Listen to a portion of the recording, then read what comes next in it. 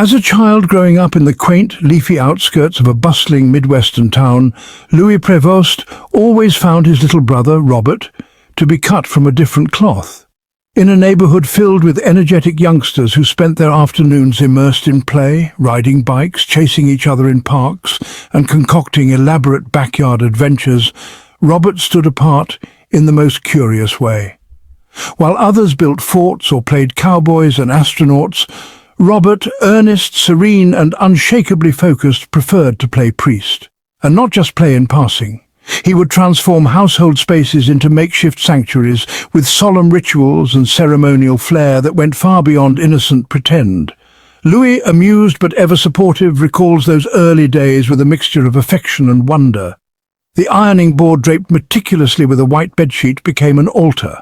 Plain crackers pilfered from the pantry with permission were transubstantiated into Holy Communion. No one else in the neighborhood indulged in such pious theatrics, but Robert carried out his childlike liturgies with a reverence that even the adults found endearing. Their mother, Mildred, with her librarian sensibility and soft heart, watched quietly, never stifling his spiritual imagination. Their father, an educator, treated the young boy's aspirations with respect, not mockery. From a young age, Robert's conviction was unshakable. It wasn't merely childhood play, it was even then an early manifestation of a calling that seemed divinely scripted. Louis recounts the words of a second-grade nun who told young Robert, "You will be Pope one day." That striking prediction, uttered decades before the unimaginable became reality, lingered in the family's consciousness, whispered occasionally at gatherings as an anecdote too outrageous to ever materialize. Yet time has a way of making the implausible real, and as it turned out, her words were prophetic. The neighborhood mothers, too, seemed to sense something extraordinary in the boy. Where others saw quiet piety, they saw destiny. As other children planned dreams of astronauts, firefighters, or footballers, Robert remained fixed on something higher, something sacred. Friends' mothers, observing the boy's solemn demeanor and unwavering faith, repeated it like a mantra, "He's going to be the Pope one day." It seemed fanciful then, but life, unpredictable, intricate, and sometimes magical, had its own plans. On May 8th, decades later, the world would pause as Robert, now 69, was elected the 267th Pope of the Roman Catholic Church, assuming the papal name Leo XIV. In that moment, a childhood filled with altar games and communion crackers reached a profound climax. For the Prevost family, it was as if the heavens had cracked open and history had reached into their modest home to crown one of their own. Louis, now 74 and a Navy veteran living in Port Charlotte, Florida, still struggles to absorb it. "I told my brother he was weird," he laughs, his voice a blend of awe and pride. "Nobody else in our hood played priest, but he did, and our parents never discouraged it."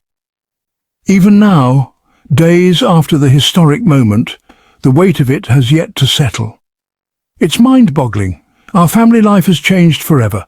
There's been a non-stop media frenzy, Louis says. We were ordinary people with an extraordinary brother, and now the world knows. Leo XIV's journey to the papacy was neither abrupt nor accidental. It was the culmination of a lifetime of service, scholarship, and spiritual leadership. Before ascending to the highest ecclesiastical office, he led the Augustinian order with quiet authority. In 2023, Pope Francis entrusted him with an even weightier responsibility, an appointment to the dicastery for bishops, an influential body that shapes the very leadership of the global church. This role, requiring wisdom, diplomacy, and vision, marked him as a man of exceptional caliber. His path also led through Chiclayo, Peru, where he served not only as bishop but eventually became a citizen of the country he served with heartfelt dedication. In Peru, he was not just a foreign cleric, he became part of the fabric of the nation, earning respect through service and humility. The streets, the communities, and the faithful of Chiclayo remember him not as a distant church figure but as a man who walked among them, listened, helped, and inspired. Louis credits his brother's global exposure and personable nature as key traits that uniquely prepare him for the role. He's incredibly down to earth. He's not someone who stands above people. He meets them where they are. He can talk just as naturally with a farmer or janitor as he can with presidents or ambassadors, Louis shares.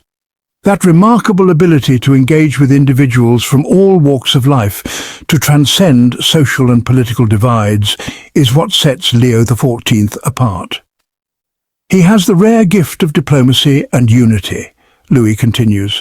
With the Church divided in so many directions, especially following Pope Francis's more progressive tone, Robert Leo has the power to bridge gaps, to bring the conservative and progressive factions to common ground. He won't tear down, he'll build up. That's who he is. Born on September 14, 1955, in Chicago, Robert grew up in Dalton, a suburb where Midwestern values ran deep. With his older brothers Louis and John, he was raised in a household that balanced faith with education. Their mother instilled a love for learning. Their father exemplified service to community. It was not a house of grandeur or privilege, but one steeped in principle and duty. Louis recalls, "We were raised to respect elders, never judge people, never be prejudiced. It was drilled into us from day one. Our parents showed us what it meant to be decent human beings. They gave Robert not only faith, but character." Graduating from St. Mary of the Assumption Parish on Chicago's South Side, Robert took his first major step towards his vocation when he entered St. Augustine Seminary High School in Michigan. It was a significant commitment for a young teen, but one he embraced with unwavering resolve. His family, far from resisting, encouraged it. They told him it was a big commitment, and he knew it, Louis recalls. He wanted it. Even now, amidst the flood of global attention, Louis remains in contact with his brother. Though schedules are tight and demands on the new pope are endless, a brief exchange of texts was enough to bring comfort and connection. Their other brother, John, made the trip to Rome, standing quietly among the throngs at the Vatican, witnessing history not as a spectator, but as a sibling. Their brief meeting, though limited in time, carried a lifetime of meaning. The Pope, now at the helm of a 1.3 billion strong church, has mountains to move and centuries-old legacies to navigate. Still, to Louis and John, he will always be the kid who once transformed their living room into a chapel, who dreamed of robes and rites while others played baseball. The gravity of Leo XIV's mission is immense. He faces a fractured church beset by scandals, diminished trust and ideological chasms. But he enters this new chapter not as a man seeking glory, but as one born to serve. His life has not been one of privilege, but of preparation. His leadership style, compassionate, strategic and deeply spiritual, promises to usher in a renewed era. As Louis watches it all unfold, his voice is tinged with disbelief and joy. "Imagine," he says, "your brother being the Pope. It's the sort of thing you joke about when you're little. You laugh about it. And then, suddenly, it's true." He pauses, reflective. He has a holy job now, a job only he can do, and the world, I think, is in for something truly remarkable. All right, that's it. As your host, Martin, I'm grateful that you tuned in. As always, stay blessed, stay true to yourselves, and let's keep shining in this crazy world. Catch you next time. I love you all.